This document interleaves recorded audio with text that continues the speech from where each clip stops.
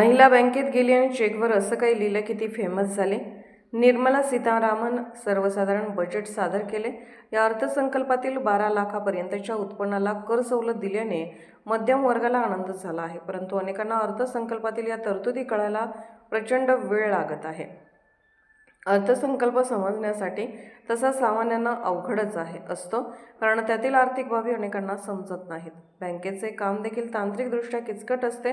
बँकेची साधे deposit slip भरताना अनेकांना इतरांची मदत घ्यावी लागते. असाच प्रकारे एका महिलेने चेकने पैसे काढताना असेच काही लिहिले की ते वाचून कॅशियरला हसावे की रडावे ते कळेना.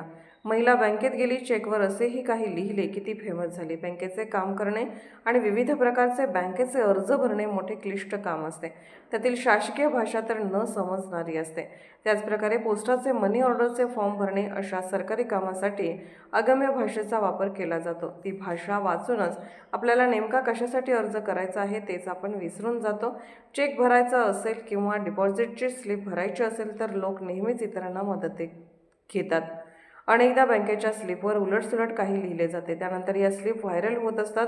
असाच एक धनादेश फोटो व्हायरल होत आहे. कदाचित हा फोटो फेक देखील असावा.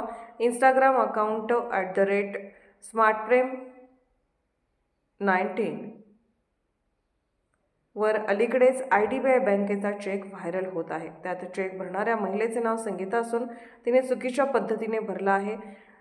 जेथे पैसे अक्षरात लिहायचे तिथे तिने मजेशीर गोष्ट लिहिली आहे. चेकवर डिसेंबर 2024 ही तारीख लिहिली आहे आणि रक्कम न लिहिता त्या महिलेने जितने बैंक में हो असे लिहिले आहे.